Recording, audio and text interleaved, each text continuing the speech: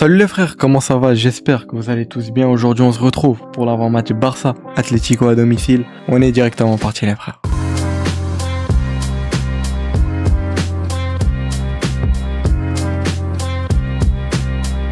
On enchaîne avec un gros match, un gros morceau, l'Atlético Madrid. Un Atlético Madrid qui est très en forme sur leurs 5 derniers matchs, c'est 5 victoires. Ils ont gagné récemment face à Oviedo 2-0 avec Sorloth qui est auteur d'un doublé. Des stats que je vois ici, ils ont quand même dominé Oviedo. Ils ont gagné face à l'Inter en Ligue des Champions. Ils ont gagné face à Getafe, Levante et l'Union Saint-Gilloise en Ligue des Champions. Une équipe de l'Atlético qui revient assez bien quand même. On rappelle que leur début de saison était assez compliqué. Il me semble que les 3 journées de Liga, ils font 3 matchs nuls, un truc comme ça, un truc dans le genre si je dis pas de bêtises. À l'heure actuelle où je tourne la vidéo, ils sont actuellement 4e du classement derrière le Real Madrid avec 31 points. Sachant que je la tourne dimanche parce que lundi je pourrais pas avec les cours etc. Donc voilà, je prends de l'avance. Mais de toute façon pour vous ça change rien parce qu'elle sera postée lundi matin.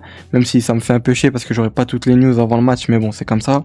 Une équipe de l'Atlético comme je l'ai dit qui revient très bien. Ils ont pas perdu depuis 7 matchs. Leur dernière défaite elle remonte au 21 octobre contre Arsenal en Ligue des Champions. Donc ça fait un moment quand même, ça va faire plus d'un mois. Une équipe aussi qui s'est énormément renforcée cet été. Ils ont acheté je ne sais combien de joueurs. Je vous mettrai la liste. Ils ont vraiment fait un gros mercato. Ils sont renforcés à pas mal de postes. Va falloir faire attention à ça. Ce que j'ai pu comprendre c'est que cette année on a vraiment une équipe de l'Atlético qui veut plus jouer au ballon. On sait que c'est une équipe qui est réputée quand même pour jouer la défense, le bloc bas, le haram ball comme on aime dire. Cette saison j'ai pas pu voir un de leurs matchs mais ce que j'ai compris c'est qu'ils jouent beaucoup plus au football.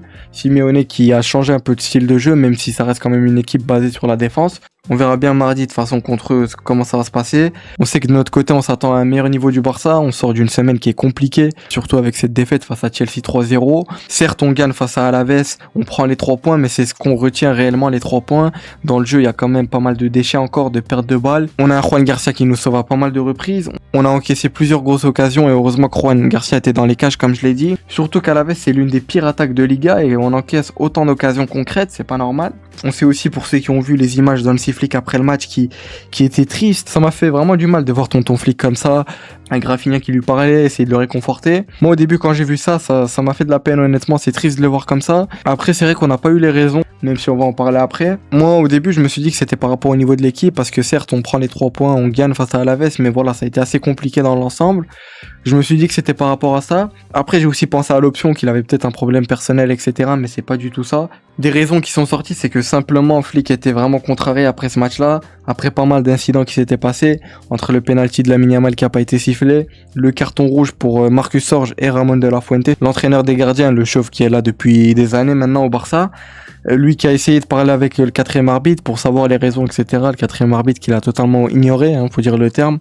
Rafinha, lui qui était témoin de la scène. C'est surtout ça que Flick n'a pas apprécié et ça l'a contrarié. Il a senti un manque de respect et je suis totalement d'accord avec lui. Lui qui essaie de parler avec le 4e arbitre juste pour savoir les raisons, etc. de ce carton rouge pour les deux là. Et le 4e arbitre qui l'a juste totalement ignoré. Enfin bref. En tout cas, voilà, Flick est déçu quand même par l'arbitrage, même si c'est pas la première fois. Après, on sait que c'est l'une des causes majeures de pourquoi il était comme ça après le match assis sur le banc.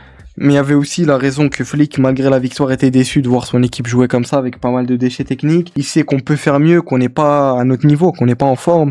Et voilà, ils vont essayer de trouver les solutions avec le staff. Mais en tout cas, comme je vous l'ai dit, c'est vraiment ce manque de communication. Le 4e arbitre qui a manqué de respect, qui n'a pas voulu communiquer.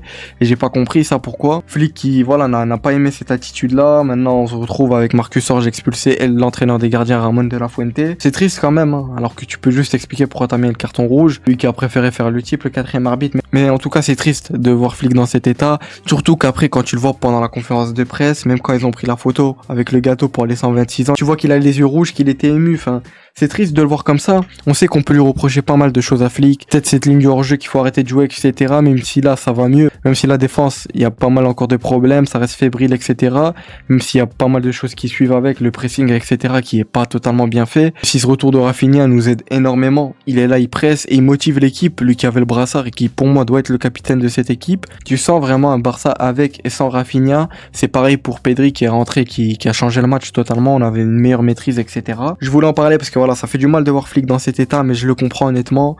On sait aussi qu'il aime énormément le club, la ville, enfin bref, vraiment il est attaché au club et c'est quelqu'un qui se donne à 100% pour le club et je suis sûr qu'il va trouver les bonnes solutions et qu'on va avoir un autre Barça. Maintenant, par rapport aux news, pour ce match-là, on sait que Pedri n'est pas encore totalement à 100%, mais il devrait être titulaire et jouera à 60 à 70 minutes. Il jouera pas tout le match des dernières news. Après, peut-être qu'il va se retrouver à jouer tout le match. Tout dépendra du match, évidemment. On sait qu'on a le retour de Jong à l'entraînement, lui qui était absent face à Alaves pour des raisons personnelles, ce que j'ai compris. Ronald, qui de son côté ne sera pas là face à l'Atlético Madrid, des dernières news. Et Laporta aussi qui s'est exprimé à propos de Ronald. Je sais plus exactement ce qu'il a dit. En général, il a quand même bien parlé de lui. Il a dit qu'il traversait un moment difficile.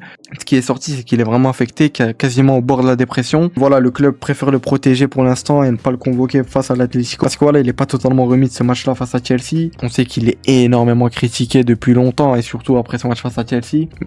Sincèrement, c'est triste aussi de voir Ronald dans cet état, mais le problème, c'est que il apprend pas de ses erreurs, t'as l'impression, et tu peux pas le protéger là parce que le tacle est inutile, etc. Mais bon, je vais pas en revenir par rapport à ce match-là face à Chelsea. C'est un match qu'il faut oublier.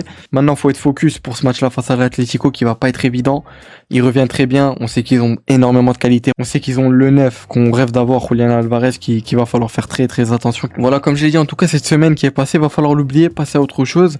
Même si on finit quand même assez bien la semaine en prenant les 3 points avec cette victoire qui redonne confiance en l'équipe. Même si, bien évidemment, le niveau qui a été affiché, c'est loin du niveau qu'on espère. Maintenant, passons à la compo, les frères, une compo qui est assez classique. Je pense qu'on aura très certainement ça. On commence dans les cages avec Juan Garcia, bien évidemment, pas de surprise. Lui qui sort encore une fois un gros match face à Alaves. On espère qu'on aura un grand Juan Garcia face à l'Atlético. Au poste de latéral droit, moi j'ai décidé de mettre Eric Garcia, surtout au vu des dernières performances de Koundé. On sait qu'il a beaucoup de mal depuis le début de saison. Pour moi, faudrait partir avec Eric Garcia à ce poste de latéral droit, surtout qu'il est sur une très bonne forme en ce moment. Dans cette charnière défensive, je partirai avec Gérard Martin, Cubarsí, comme on a eu face à Alaves.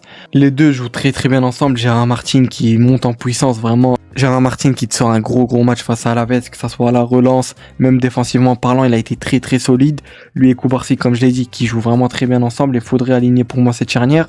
Après, ça m'étonnerait pas de voir un Christensen débuter, même si pour moi Flick va remettre la même charnière qu'on a eu face à Alaves. Au poste de latéral droit, pas de surprise, Baldé. Je pense qu'on aura très certainement la même charnière qu'on a eu face à Alaves. Dans ce milieu-là, je partirai avec Pedri, De Jong. De Jong qui est de retour à l'entraînement, lui qui est pas blessé ni rien, il avait juste des raisons personnelles, c'est pour ça qu'il était pas là face à Alaves, comme je vous l'ai dit. Lui qui est à 100%, qui pour moi va débuter titulaire. Pedri qui est pas totalement à 100%, mais va commencer titulaire des dernières news, et faut qu'il commence pour moi aussi. Mais il jouera pas tout le match, il jouera 60 à 70 minutes. Après, honnêtement, ça m'étonnerait pas qu'il joue tout le match, tout va dépendre comment le match va se passer. Au poste de numéro 10, Olmo, pas trop de surprise honnêtement, surtout avec la blessure de Fermin. Olmo qui revient bien quand même, on va pas se le cacher, lui qui te met un doublé face à Alaves. On espère qu'on aura un grand Olmo face à l'Atlético. Et au niveau de l'attaque, encore une fois, une attaque similaire à ce qu'on a eu face à Alaves. On commence avec le poste d'ailier gauche, Rafinha bien évidemment, qui depuis qu'il est de retour, on voit un autre Barça. Il est là, il fait le pressing, il fait les efforts, il motive l'équipe, lui qui pour moi devrait être le capitaine de l'équipe. J'espère qu'il aura le brassard, parce que quand il a le brassard, il motive vraiment cette équipe. Et on voit vraiment un autre Barça avec Rafinha dans l'impact, etc. Au poste de numéro 9, pas trop de doute, Robert Lewandowski, qui fait lui aussi un bon match face à Alaves, faut le souligner. Lui qui a très bien joué son rôle de pivot, il a créé pas mal d'occasions, etc. Pour moi, il n'y a pas d'hésitation, ça va être Robert Lewandowski. Et pour finir, bien évidemment, Lamine Yamal au poste d'ailier droit, il n'y a pas trop de doute. Lamine Yamal qui t'a sorti encore une fois un gros match face à Alaves. C'est qu'il a toujours cette pubalgie, qu'il n'est pas totalement 100%. Mais c'est incroyable de le voir comme ça face à Alaves. On espère en tout cas qu'on aura un grand Lamine face à l'Atlético, un grand Barça en général. On sait que sur le banc, on a Rashford qu'on peut faire rentrer à ce poste d'ailier gauche ou même au poste de 9. On sait qu'on peut faire rentrer Ferran aussi dans cette attaque, même si voilà, les dernières performances de Ferran, je veux pas encore en revenir dessus. Dans ce milieu-là, il y a Casado qu'on peut faire rentrer, Marc Bernal, même si Marc Bernal, ça m'étonnerait qu'il rentre.